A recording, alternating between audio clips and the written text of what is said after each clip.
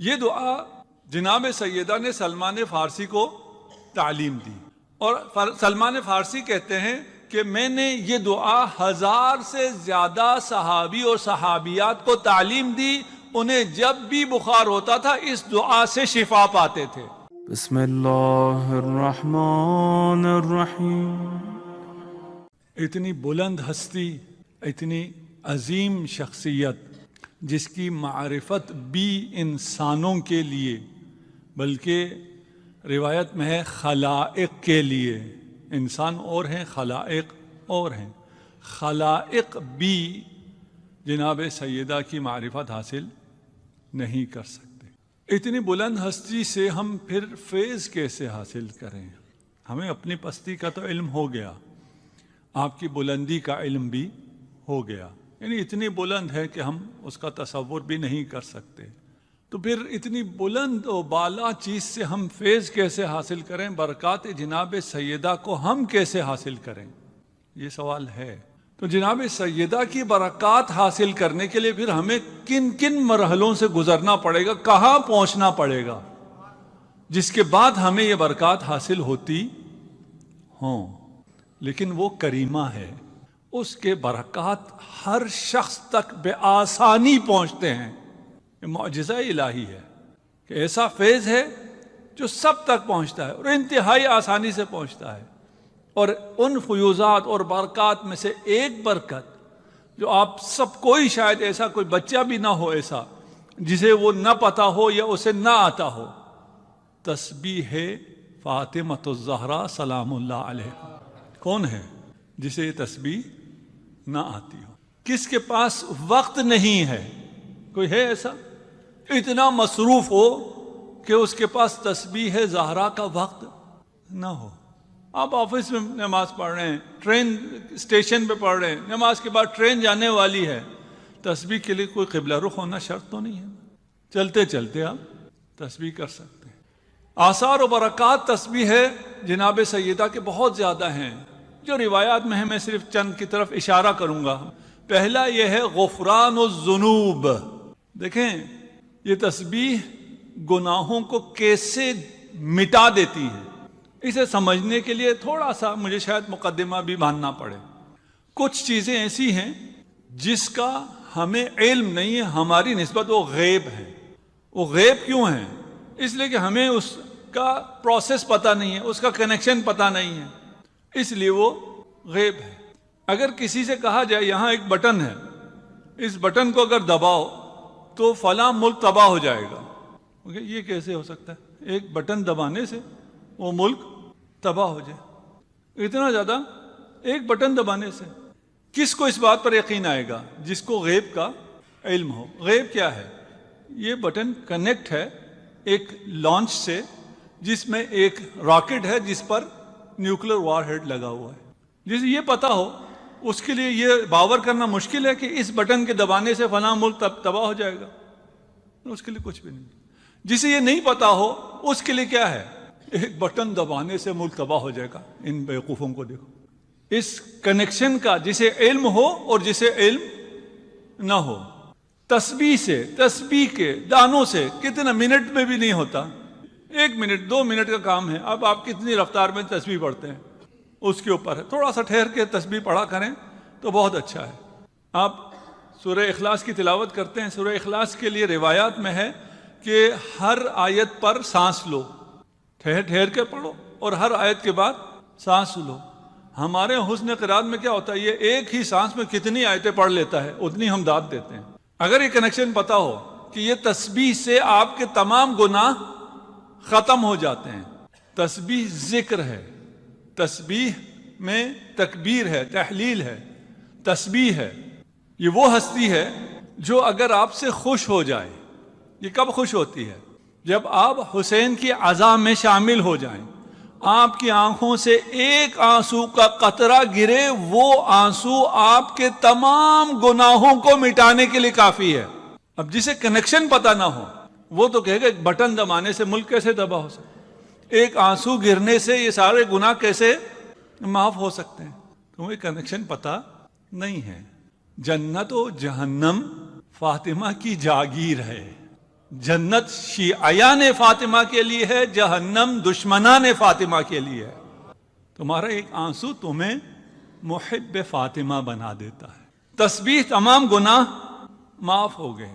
تسبیح مکمل نواقص عبادات ہے۔ کوئی بھی کامل عبادت انجام نہیں دے سکتا۔ اس عبادت کو کامل کرنا ہے، آپ تسبیح پڑھیں۔ تسبیح کی وجہ سے نوافل اگر آپ نہیں پڑھ سکے ہیں، نماز کے پہلے نماز کے بعد نوافل ہیں، اگر نوافل نہیں پڑھ سکے، یہ نوافل کی جگہ ہے۔ وہ ایک رکعت نماز جس کے بعد تسبیح جناب سیدہ ہو، وہ 1000 رکعت کا ثواب رکھتی ہے۔ یہ برکات تسبیح فاطمہ ہے۔ تسبیح فاطمہ پڑھنے والا صاحب ذکر کثیر ہے۔ حکم دیتے ہیں، نماز سکھاتے ہیں اپنے گھروں میں، معصومین کے گھروں کی بات ہو رہی ہے، اسی طرح ہم اپنے بچوں کو تسبیح زہرا سکھاتے ہیں۔ آج کل تعلیم آسان ہو گئی ہے، آج کل بچہ ویسی بھی سیکھ چکا ہے۔ ہم سے بہت لوگوں نے سوال کیا تسبیح میں تکبیر پہلے ہے، تسبیح پہلے ہے، اس کی ترتیب کیا ہے؟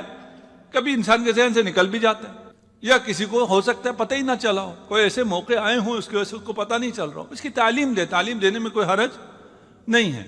برکات تسبیح سیدہ میں سے دفع شیاطین جن و انس، شیاطین جن و انس آپ کو کوئی ضرر نہیں پہنچا سکیں گے، آپ کے دل میں وسوسہ ڈال سکتے ہی نہیں ہیں اگر آپ تسبیح فاطمہ پڑھتے ہیں۔ تسبیح فاطمہ کی وجہ سے تمام امراض روحی اور معنوی دور ہو جاتا ہے۔ کافی ہے میرا خیال، اتنا کیا ایک کافی تھا نا، اور کیا ضرورت تھی؟ اس کے علاوہ کیا برکات ہے؟ اس کے علاوہ دعائیں ہیں جناب سیدہ کی، ان دعاؤں میں سے ایک دعائے نور ہے۔ اور آج کل آسان یہ ہو گیا کہ آپ میں سے کسی کو بھی چاہیے دعائے نور حضرت زہرا ٹائپ کریں، گوگل میں آپ کے سامنے آ جائے گا۔ یہ دعا جناب سیدہ نے سلمان فارسی کو تعلیم دی، اور سلمان فارسی کہتے ہیں کہ میں نے یہ دعا 1000 سے زیادہ صحابی اور صحابیات کو تعلیم دی، انہیں جب بھی بخار ہوتا تھا اس دعا سے شفا پاتے تھے۔ دعائے شفا کہیں، دعائے نور کہیں، ایک شرط ہے، یہ ایسا نہیں ہے کہ مجھے بخار ہو جائے تو میں دعائے نور پڑھ لوں، بسم اللہ النور، بسم اللہ نور النور، بسم اللہ النور علی النور، میں یہ پڑھ لوں میرا سر درد ختم ہو جائے گا۔ نہیں، یہ پیناڈول نہیں ہے کہ آپ کو سر میں درد ہو جائے آپ پیناڈول لیں آپ کا سر کا درد ختم ہوتا ہے، یہ ایسا نہیں ہے۔ یہ دعا اگر پڑھتے رہیں مواظبت، اگر یہ دعا آپ کی روٹین میں ہو تو دو بخار ختم ہوتا ہے۔ دعائے ادائے قرض، میرے سمیت شاید بہت سے یہاں پہ مقروض بیٹھے ہیں، دعائے رفع حاجات، دعائے اسیر رفائی اسیر، حرزہائے فاطمہ، بہت سی چیزوں سے حرز ہے، تمام معصومین سے آیا ہوا ہے، جناب سیدہ سے بھی آیا ہوا ہے۔ یہ محجت الدعوات ہے، محج الدعوات سید ابن طاووس کی کتاب ہے، اس میں مل جائے گا آپ کو، بہار میں مل جائے گا۔ یہ سرچ کریں گے تو ایک ویب سائٹ ہے جنہوں نے اس کو کمپائل کیا، وہ بھی آپ کو مل جائے گا۔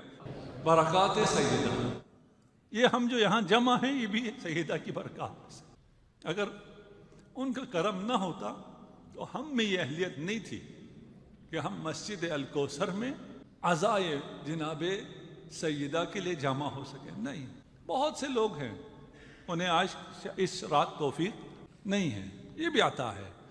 ایک مثال، ایک روایت میں پیش کرتا ہوں، روایت تھوڑی سی طولانی ہے، شاید ساری پڑھ دوں، شاید کچھ درمیان میں سے مختصر کر دوں۔ عن جابر ابن عبداللہ الانصاری، جابر بڑے مزے کی روایات کرتا ہے، بہت یونیک روایات ہیں، جتنی یونیک روایتیں مخصوصاً فضائل اہل بیت میں وہ آپ کو جابر سے ملتی ہیں۔ وجہ یہ ہے کہ باقی لوگوں نے بھی جو نقل کی ہے ان کو دبا دیا گیا، چھپا دیا گیا، لوگوں نے آگے بیان نہیں ہونے دیا۔ جابر کی شخصیت ایسی تھی اور جابر کو زندگی اتنی ملی ہے کہ انہوں نے ان نوادر کو لوگوں کے سامنے پیش کیا۔ کہتے ہیں ایک بوڑھا آیا، بادیہ نشین تھا، رسول خدا کے پاس آیا اور اس نے کہا کہ میرے پہننے کے لیے میرے تن پہ کپڑا نہیں ہے، کھانے کے میرے پاس پیسے نہیں ہیں، میری مدد کیجیے۔ رسول خدا اس وقت مسجد میں بیٹھے تھے اور مسجد میں رسول خدا کے پاس کچھ تھا بھی نہیں۔ ایک اور روایت ہے کہ ایک سائل آیا، حضرت ابراہیم گھر میں تھے اور اس نے آ کے دق الباب کیا اور حضرت ابراہیم سے کہا مجھے فلاں چیز مدد چاہیے۔ حضرت ابراہیم کے پاس نہیں تھا، انہوں نے فرما دیا کہ میرے پاس نہیں ہے۔ وہ سائل واپس چلا گیا۔ عتاب پروردگار ہوا کہ ابراہیم یہ سائل تھا، تیرے در آیا تھا، خالی کیوں پلٹا دیا؟ یا اللہ میرے پاس چیز تھی ہی نہیں، جو مانگ رہا تھا وہ میرے پاس نہیں تھی۔ خطاب ہوا اگر وہ چیز نہیں تھی جس کا وہ مطالبہ کر رہا تھا، میں نے تجھے عزت تو دے رکھی تھی، تو اگر اس کے لیے کسی کو کہہ دیتا، کسی سے مانگ لیتا، تیرے کہنے پہ اسے دینے والے بہت مل جاتے۔ اب اپنے اپنے گریبانوں میں جھانکیے کہ اگر ہم ایک ٹیلی فون کال کر دیں، ہم کسی سے کہہ دیں، بہت سے غریبوں کا مسئلہ حل ہو جاتا ہے۔ یہاں کچھ ڈاکٹر حضرات بیٹھے ہوئے بھی ہوں گے، جب کوئی مریض آتا تھا، والد معظم رحمۃ اللہ علیہ، ان کے پاس وہ ڈاکٹر کو فون کرتے تھے۔ اچھا بعد کچھ ڈاکٹرز کو تو معلوم تھا، جو نئے آشنا ہوئے ہوں وہ بڑی اہمیت دیتے تھے کہ شیخ صاحب نے فون کیا، یہ بہت کوئی اہم آدمی ہوگا، اور وہ اس کا علاج کرنے کے بعد کبھی کبھار مجھے فون کرتے تھے کہ فلاں صاحب کو شیخ صاحب نے بھیجا، وہ تو کوئی بڑا غریب سا انسان تھا، اس کے لیے انہوں نے کیوں فون کیا؟ میں نے کہا وہ غریب تھا اسی لیے تو فون کیا، اور کس لیے فون کیا؟ وہ سمجھتے ہیں کوئی وی آئی پی ہوگا، کوئی بڑی شخصیت ہوگی، اس لیے اتنی بڑی شخصیت جو مجھے فون کر رہی ہے۔ بھئی اپنے فون کو ان کے لیے استعمال کرو۔ رسول خدا نے کہا یہ چیز میرے پاس تو نہیں ہے، لیکن کوئی میرے پاس آئے اور میں اسے نہ دوں، یہ بھی نہیں ہو سکتا ہے۔ یہ ابھی آپ کو رسول خدا فارمولا دے رہے ہیں کہ کوئی آپ کے پاس آئے اور آپ کے پاس نہ ہو اور پھر بھی آپ اسے وہ چیز دے دیں، یہ کیسے ہو سکتا ہے؟ الفاعل الدال علی الخیر کفاعلہ۔ رسول خدا نے ارشاد فرمایا کہ اگر میں تمہیں خیر کی طرف رہنمائی کروں تو میں بھی اسی طرح ہوں جس طرح میں نے خیر کیا ہے۔ میں تمہیں ایک ایسی جگہ کا پتہ دیتا ہوں جہاں سے تمہیں ملے گا، وہاں سے جا کے لے لو، اس لینے کا ثواب مجھے بھی ملے گا، مجھے بھی وہ دینے کا ثواب ملے گا۔ الدال علی الخیر کفاعلہ۔ نہیں دے سکتے ہو، رہنمائی کر لو، کہاں سے ملے گا؟ کہاں سے ملے گا؟ کہا در زہرا پر چلے جاؤ۔ بلال سے کہا بلال اسے لے کر در بطول پہ چلے جاؤ۔ یہ شخص آتا ہے، دروازے پہ کھڑا ہوتا ہے، تھا کوئی معرفت والا، السلام علیکم یا اہل بیت النبوہ ومعدن الرسالہ۔ اس زمانے میں اصحاب میں سب کو پتا تھا اہل بیت کون ہے۔ یہ ابھی ایسی کنفیوژن پھیلائی جاتی ہے، اہل بیت کون ہے پتہ نہیں ہے، اہل بیت کون ہے پتہ نہیں ہے۔ میں اسکول میں تھا، پرائمری اسکول میں، میرے خیال ہے دوسری تیسری کلاس ہے، مجھے یاد بھی نہیں ہے، لیکن مجھے یہ واقعہ یاد ہے۔ اس نے پوچھا جی تم کہاں سے آئے ہو؟ میں نے کہا جی میں F74 سے آیا ہوں۔ F74 کہاں سے آیا؟ میں نے کہا جامع اہل بیت سے آیا ہوں۔ کہا شیعہ ہو؟ میں نے کہا اس کو کیسے پتہ چلا میں شیعہ ہوں؟ اس وقت مجھے نہیں پتا، میں خود بہت چھوٹا تھا۔ میں گھر آ کے پوچھا کہ میں نے اپنے اسکول میں ٹیچر سے کہا کہ میں جامع اہل بیت میں رہتا ہوں، تو اس نے کہا تم شیعہ ہو۔ اس کو کیسے پتہ چلا؟ کہا اہل بیت سے پتہ چلا۔ اہل بیت کہتے ہیں کوئی اور ہیں، تو اہل بیت کوئی اور ہیں تو کوئی اور کو ماننے والے شیعہ کیسے ہو جاتے ہیں؟ ہم کہتے ہیں ہم اہل بیت کو ماننے والے ہیں تو آپ کو ہم سے پیار آ جاتا ہے، آپ کو ہم پہ کیا کہوں؟ السلام علیکہ یا اہل بیت النبوہ۔ میں مختصر کر رہا ہوں۔ پوچھا کون؟ کہا میں ایک فقیر ہوں، بادیہ نشین ہوں، میرے پاس کپڑے نہیں ہیں، میرے پاس کھانے کو کھانا نہیں ہے، مجھے رسول خدا نے آپ کی طرف بھیجا ہے۔ آپ کیا خیال ہے جناب سیدہ کے گھر میں کتنا تھا؟ روایت ہے، کہتی ہیں ایک کھال جس پر حسنین سوتے تھے، بستر کھال ہوا کرتی تھی، وہ کھال اٹھا کر اس شخص کو دے دی۔ اس شخص نے کہا یا بنت رسول اللہ، میرے پاس پہننے کے لیے کپڑا نہیں ہے، کھانے کے لیے روٹی نہیں ہے، میں نے اس کھال کو کیا کرنا ہے؟ جناب سیدہ نے اپنی گردن سے اپنی گردن بند اتاری اور اسے دے دی، کہا کھانے کو میرے گھر میں بھی کچھ نہیں ہے، جاؤ یہ لے جاؤ، اسے بیچ دو، اسے بیچ کر اپنے لیے روٹی اور کپڑا لے لو۔ اس شخص نے یہ لیا اور رسول خدا کے پاس آیا۔ رسول خدا مسجد میں تشریف فرمائے، پوچھا کچھ ملا تمہیں؟ کہا جی مجھے یہ ہار دیا ہے جناب سیدہ نے اور فرمایا ہے کہ اسے بیچو۔ عمار مسجد میں موجود تھے۔ عمار نے کہا یا رسول اللہ کیا میں یہ ہار خرید سکتا ہوں؟ رسول خدا نے ارشاد فرمایا ہاں خریدو۔ عمار لو اشترک فیہ الثقلان ما عذبہم اللہ، یہ ہار اس گردن بند کی قیمت بتا رہے ہیں۔ اب یہ قیمت عمار کو سمجھ میں آنے والی قیمت ہے، لیکن آپ کو مجھے سمجھا رہے ہوتے تو کہتے اس میں اتنا ٹن سونا آئے گا، اتنے ملین یا بلین ڈالر کا ہے۔ عمار کو کیا سمجھایا؟ کہا یہ ہار خرید لو اس لیے کہ یہ ہار جس کے پاس ہو، اگر ثقلان یعنی جن و انس تمام کے پاس بھی یہ ہار ہو تو خدا انہیں عذاب نہیں کرے گا۔ یہ اس ہار کی قیمت ہے۔ عمار نے کہا بتاؤ اس کی قیمت کیا ہے؟ اس نے قیمت لگائی، روایت میں ہے، میں آپ کا ٹائم کم لے رہا ہوں، بڑی قیمت لگائی۔ عمار نے اس سے بھی بڑی قیمت دے دی۔ عمار کے پاس کہاں سے ہے اتنے پیسے؟ عمار تو امیر تو نہیں تھا نا۔ بعد میں کچھ لوگ ایسے تھے، میں لوگ کہہ رہا ہوں آپ جگہ پہ نام رکھ لیجئے ان کا، وہ اسی بھی ہمارے بھائی بھی بتاتے ہیں فخر سے کہ وہ اتنی جائیدادیں چھوڑ گئے تھے کہ ان کے سونوں کو کلہاڑوں سے کاٹ کے تقسیم کیا گیا تھا، بلینئرز ہو گئے تھے۔ کہاں سے آیا تھا اتنا پیسہ؟ سوال تو بنے گا نا، منی ٹریل مانگے نا، کس کے پاس کہاں سے آیا تھا؟ عمار نے بہت بڑی آفر دی کہ بول جتنا چاہیے اس کی میں قیمت ادا کرتا ہوں۔ اس نے بہت بڑی قیمت لگائی، ٹھیک ہے میں دیتا ہوں۔ کہاں سے دیتا ہوں؟ خیبر سے جو غنیمت ملی تھی، اس میں ایک نادر کوئی چیز تھی، ابھی روایت میں اس کا نام ہے میرے ذہن میں نہیں آ رہا، وہ قیمتی تھی، اس نے فوراً جا کر عمار نے اس چیز کو بیچا، اس کو اس کی قیمت ادا کر دی۔ یہ بندہ بھی خوش ہو کر چلا گیا۔ اب عمار نے کیا کیا؟ اس ہار کو ایک پردہ یمانی میں لپیٹا، خوشبو لگائی، اپنے غلام سے کہا کہ یہ لے جاؤ اور رسول خدا کی خدمت میں دے دو، تم اور یہ ہار رسول خدا کا ہوا۔ یہ غلام گیا، اس ہار کو لیے رسول خدا کی خدمت میں حاضر ہوا۔ رسول خدا نے کہا یہ ہار لے جاؤ اور میری بیٹی فاطمہ الزہرا کو دے دو۔ وہ غلام یہ ہار لے کر جناب سیدہ کے پاس آیا، عمار نے مجھے بھیجا ہے اور رسول خدا نے مجھے آپ کی طرف بھیج دیا ہے، یہ ہار آپ کا ہوا، میں آپ کا غلام ہوا۔ جناب سیدہ نے ہار قبول کیا، غلام کو آزاد کر دیا۔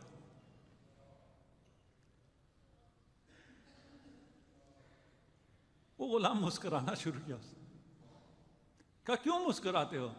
کہا آپ کے مال میں کتنی برکت ہے، آپ کی گردن سے اترا، ایک فقیر کو امیر کر دیا، ایک غلام کو آزاد کر دیا اور واپس آپ کے ہاتھوں میں آ گیا۔ یہ برکت آپ کے لیے بھی موجود ہے، آپ کے ہاتھوں میں بھی گردن بند سیدہ موجود ہے۔ وہ مال جو آپ اپنا سمجھتے ہیں وہ سیدہ کا ہے۔